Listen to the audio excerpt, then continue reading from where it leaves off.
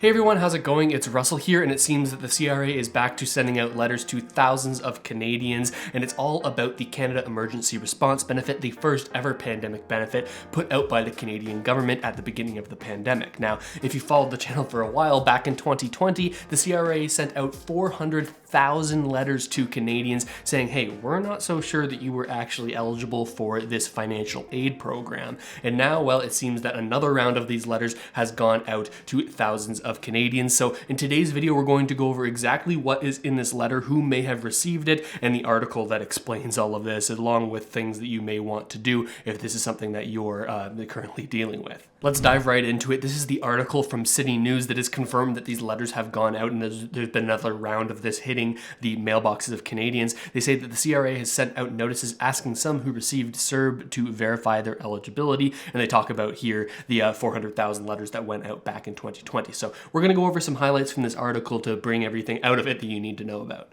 They say that the CRA has sent out these letters to thousands who they think may not actually have been eligible for the CERB, and that one of the main reasons that people may not have been eligible is if they earned over $1,000 during the periods. Now, if you're familiar with the CRB and the CRCB and some of these more recent benefits, well, the CERB was calculated a little bit differently. Instead of having to show that you had a 50% reduction in income in order to get the benefit, back when we were using the CERB, well, the only threshold, or the main threshold, was that you weren't earning over $1,000 in a month, which was the period for this $2,000 support. So for individuals that the CRA is saying, hey, actually, I think that you may have spent or may have earned $1,000 in that month, you might not be eligible. And this is what the CRA is sort of going after here. In a statement from the CRA sent to City News, they say that the letter is simply a means of conveying that the CRA needs more information in order to verify the claims that perhaps they had earned over $1,000 in that period.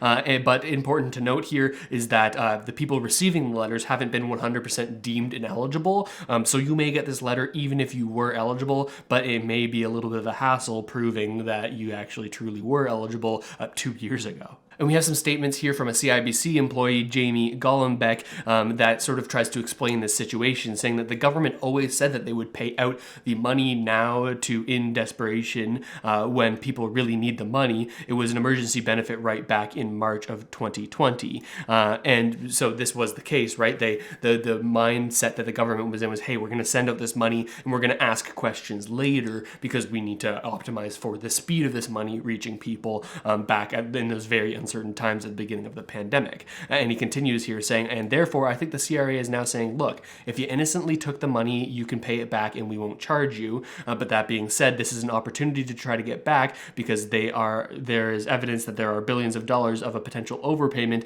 and that's what the government really wants to crack down on to try to get some money. And this could be the case. There could be potentially millions and millions of dollars out there of benefits that were paid to people who weren't eligible for the program. And here's some data that wasn't in the article that I found for you. This is information about the CERB and how much money actually went out. Remember, this was only over the first, I think, 8 months of the pandemic, from March until September. I'm not exactly sure if my math on that is correct, but in any respect, it's between those months that this CERB happened. And then we moved on to the CRB and other different benefit programs. But just during that first amount of time at the beginning of the pandemic, well, the Canadian government paid out $81.64 billion in order to pay for this. And in context, the budget for like a yearly budget is looking around like $150 billion, a little bit more than that. So it is a significant chunk of money here. So you can understand why the government's trying to get some of it back, but whether or not they're going to be able to effectively do so is an entirely different question. Now, this section of the article says that if you've met the rules and you've qualified for these benefits that you applied for, then you don't have anything to worry about. Even if you get a letter, you just need to provide documentation that shows, hey, I actually didn't earn anything more than this in these periods. So the fact that you're telling me that maybe I wasn't eligible, that's not correct. I was eligible. Now, where things get a little bit complicated is for individuals who may not have known entirely what the eligibility requirements were, or maybe didn't know how much they were going to make in a month and ended up paying or applying for the CERB and receiving that money. Now, that's where things get a little bit more complex and where the CRA may actually ask for money back from you if you weren't eligible in that period. They say that if you don't respond, you may actually get an assessment from the CRA. This is the formal request asking you to repay this money. Now, at this point, if they make the assumption that you applied in good faith, but perhaps you didn't realize that you weren't eligible, well, in those situations, it seems that they're going to be rather lenient with the repayment guidelines for the CERB, providing, to the best of my knowledge, zero interest on the amount withstanding over that time, with a flexible and lenient repayment plan for this money. This isn't something where you'd pay additional penalties. But where things get, again, a little bit more complex is if you knowingly applied for this benefit and sort of defrauded the CRA knowingly. That's where the CRA says that they might crack down a little bit more in a more heavy way, and that's something you should be looking out for. So if that's something that you've done, it may be best to get some sort of advice from a legal representative to make sure that this is all sorted out in the best way possible for you. Of course, the only way that the CRA would know what you were thinking back then is in the words that you say in the statements that you say to them, so take that into consideration as well. And this is coming from a tax lawyer now in the article saying, I think it's just as dangerous not to respond to it. This could be the start of a legal dispute with the CRA. They're requesting you to provide information, and there are reasons for that. They're going to review it, and they're going to look at whether they can reassess you or ask for the money back.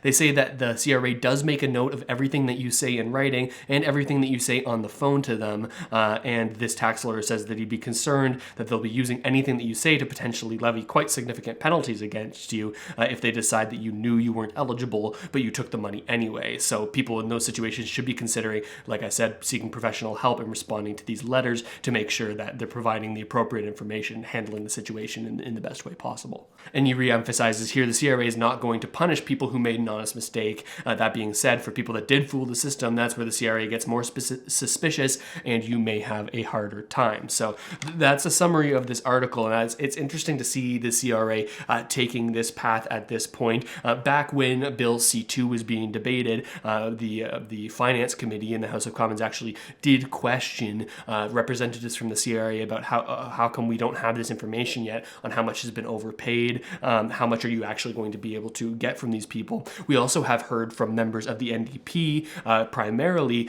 pushing for a CERB repayment amnesty for individuals who applied for this benefit and were in a tough time at the beginning of the pandemic. The NDP at least believe that maybe these people shouldn't have to pay back these funds because often the people who were applying for this were in a tough financial position, and trying to get money back from the people in those situations could be getting blood from a stone, right? Very, very difficult to do. And why are we spending the CRA resources to go out and hound people for this money when we could be spending more in salaries of the people who are actually doing this reporting and this tracking to get back money that they might not actually end up getting back in the end. But that covers the situation that's going on right now. We haven't heard any comments from politicians about what's going on here. Obviously, there are big geopolitical things going on right now, and the attention sort of shifted there. So it's likely that we won't get any more information from individual politicians about what's going down here anytime soon. I'm curious what you think about this situation, though, so let me know down in the comments what you think. I read every single comment. And while you're down there, check out the links in the description. If you haven't set up a Wealthsimple account to invest in stocks, there's a great link down there to do it, where when you fund your account with $150, you get $50 for free, and the same can be said about purchasing cryptocurrency with those links. When you use them, you directly support the channel, so I appreciate you doing that. But with all that said, thanks so much for watching, everybody. I really hope this video has helped you out at least a little bit, and I'll see you next time.